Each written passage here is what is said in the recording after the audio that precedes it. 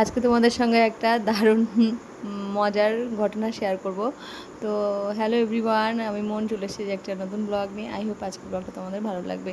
তো সকাল সকাল ঘুম থেকে উঠে সমস্ত কাজ কাম করে এই যে বেরিয়ে গেছি, সব ব্যাগপত্র নিয়েই বেরিয়েছি এই বৌদিদের বাড়িতে। আমরা ফিরে যাচ্ছি।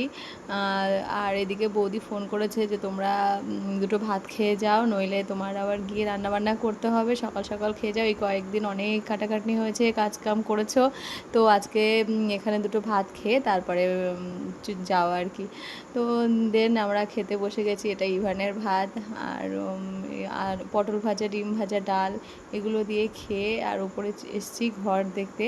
তো ঘর এখনও কমপ্লিট হয়নি, ওপরের ঘর মানে তৈরি করছে আর কি। তো পজিশানটা দেখে খুবই ভালো লাগলো। সামনে ব্যালকনি আছে, সুন্দর সুন্দর রুম আছে, এগুলো পরে সব কিছু কমপ্লিট করবে।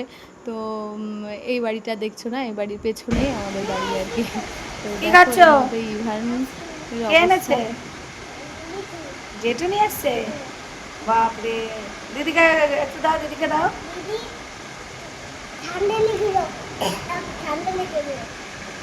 দিদি ঠান্ডা লেগে যাবে, আর তোমার ঠান্ডা লাগবে না? দিদি আইসক্রিম খেলে ঠান্ডা লেগে যাবে। হ্যাঁ, তোমার ঠান্ডা লাগবে না? কি বুড়ো, কি অবস্থা! দিদিকে দাও, দিচ্ছি, দাও।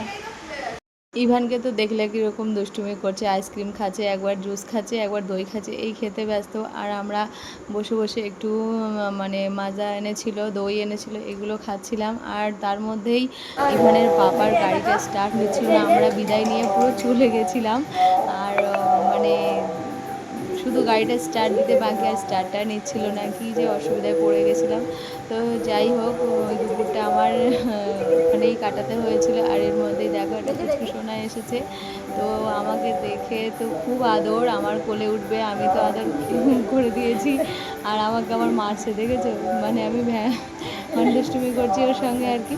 যাই হোক, অনেকক্ষণ আমার সঙ্গে ছিল, খেললো, আর আমার থেকে তো যেতেই চাইছিল না আর কি।